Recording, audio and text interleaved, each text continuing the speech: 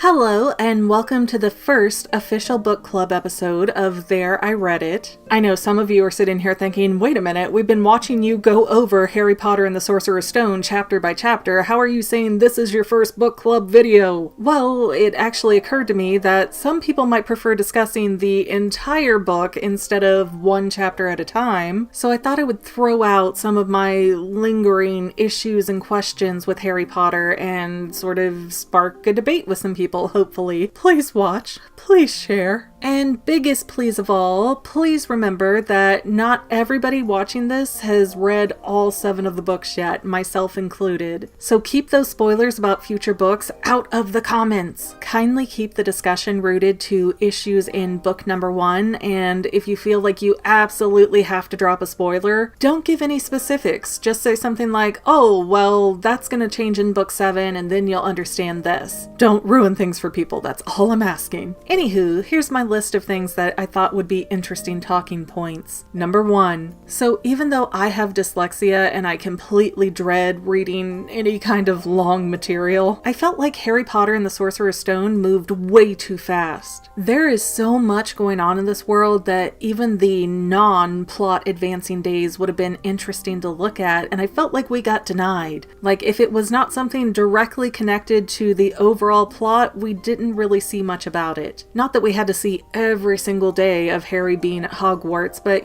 just a little bit more flavor text would have made me happy. But what do you think about that? Number 2, I was almost annoyed with how pretty much every little detail had a payoff once the kids went down the trapdoor. Even most of Harry's Christmas presents seemed to serve this double purpose to kind of help him unknowingly complete his mission. And that doesn't make sense to me because surely Hagrid did not give Harry a flute with the intention that Harry was going to use it on Fluffy, right? So who is the puppet master here manipulating everybody so that things line up so perfectly? Number 3, to answer myself, I think Dumbledore is definitely manipulating a lot of the events in the book. Even with the troll going into the girls' bathroom, I can't logically figure out why Quirrell would want that specifically to happen. He shouldn't have even known that Hermione was in there, so I kind of wonder if Dumbledore kind of nudged the troll in that direction, and that gave him an excuse to try and test Hermione's mettle or to kind of force Ron, Harry, and Hermione to become friends. So Dumbledore's back there going, okay, let's see, we need a wizard who's going to be good at this, this, and this, so let me see who in this first year class I can mush up with Harry. It's curious. Number 4, as for things that did not get a payoff, I still want to know why Ron is allowed to bring a rat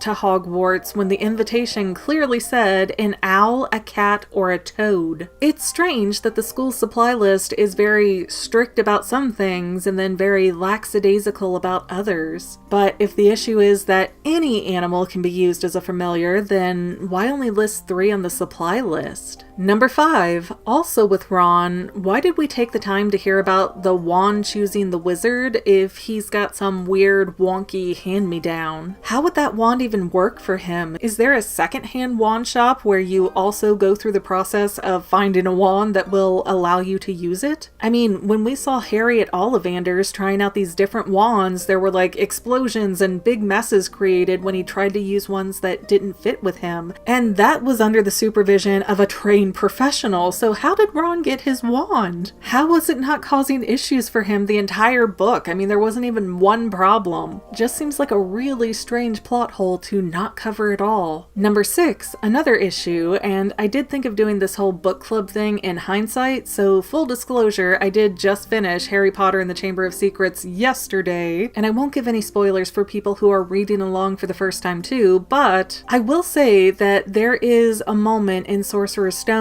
pretty early on, and it ends up having a weird payoff in the second book in a very unexpected way. Like, in the first book, it just seemed like, oh, here is a weird magical moment, and in the second book, it's like, oh no, there's a whole reason for this. So it is very interesting that these different payoffs come about in different ways, and it makes me wonder how much I don't know, having not read the entire series yet. And I would love to find out what kind of payoffs you guys have found in different books, but I don't want to because I don't want those answers because they're gonna spoil things for me I don't want spoiled. But number 7, why didn't the ghosts ever know more than they seemed to know? They all seem to have a lot of knowledge about things that were going on, and they all had a lot of pride in the school. Plus, they can walk through walls and go literally anywhere in the castle. So how did they not figure out the thing with Quirrell right away? I mean, the ghosts seem to show very little regard for personal boundaries anyways, so you would think somebody like Peeves, the poltergeist, would have rushed straight to Dumbledore and said, I know something about Quirrell, ha ha ha ha ha ha. Again, it's another plot hole that doesn't quite connect for me right now. Number 8, Dumbledore really bugs me too. He seems to be very aware of what's going on at Hogwarts, and yet he grooms Harry, Hermione, and Ron, 11-year-old kids, to go and do his dirty work instead of fighting Quirrell and Voldemort himself. And Dumbledore had to be watching Harry pretty closely because he knew that Harry was getting addicted to the mirror, and Dumbledore rushed in to save Harry before he died after the battle with Quirrell and Voldemort. Voldemort is supposed to be afraid of Dumbledore, so I don't understand why he would serve Harry up on a platter like that. I almost suspect that Dumbledore was trying to figure out if Harry was evil or not, and this was like a test. Kind of like, oh, well, when Harry meets Voldemort, will they hit it off and go fly off into the sunset together? And what if things had gone differently and it was Ron who made it all the way to the end and went into the final room alone? Things have to work out just so perfectly for that ending to work, and I have so many questions. Number 9, and this is the last issue I want to touch on, and that's the Dursleys. And I know I have gotten just a ton of flack for defending them in this book. I will say, having read the second book now, I do like the Dursleys less in that one, but just focusing on what's going on in book 1, I still feel really bad for them. People are so quick to say, oh, well, they're abusing Harry, but really, we have such limited information on them. Harry just gets dropped off on their doorstep as a 1-year-old, and nobody even rings the doorbell to make sure he gets inside safely. I mean, what the heck? And then we go from Harry being left on the doorstep as a baby to 10 years later with not really one adequate story between that time frame. By Harry's own account, he had a lot of inexplicable things happening to him, and I'm sure that all weighed heavily on the Dursleys. And look, I'm not saying that they're the best people on the planet, but this is their home and their life, and they're welcome to live it however they want. Instead, though, they have been utterly miserable and terrified for years, an entire decade of their life just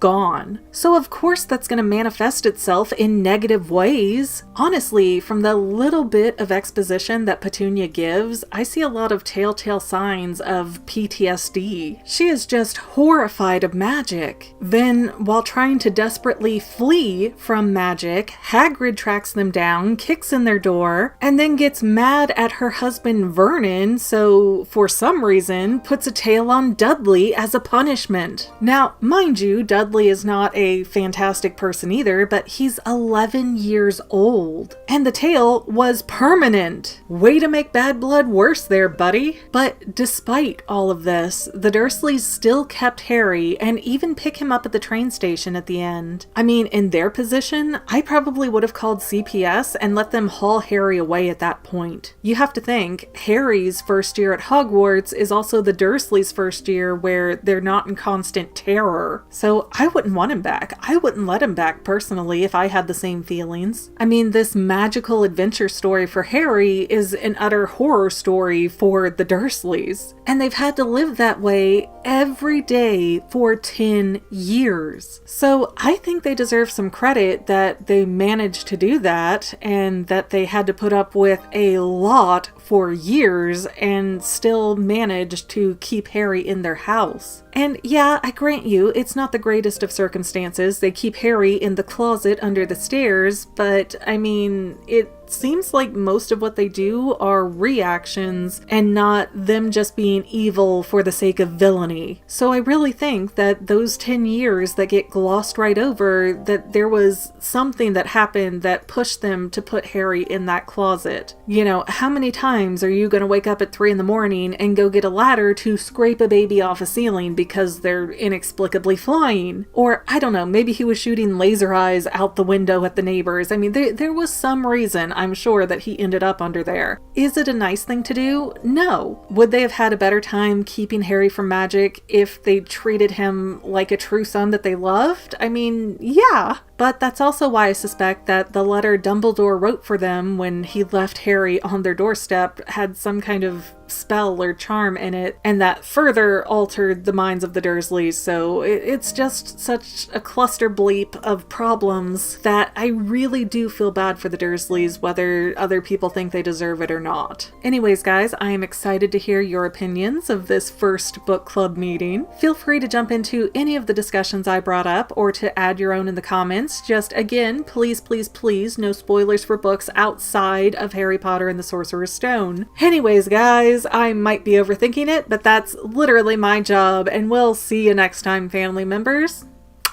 Hugga mugga!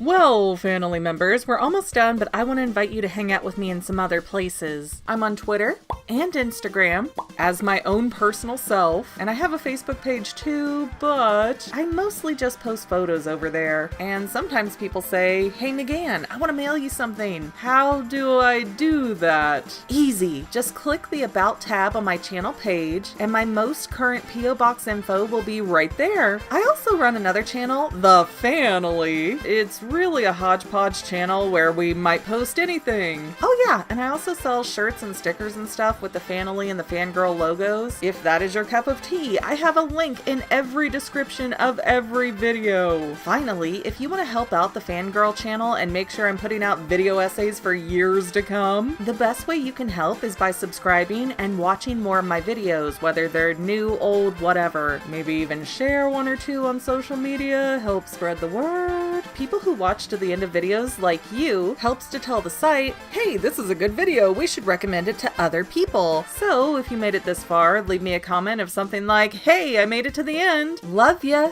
See you next time, family members. Bye.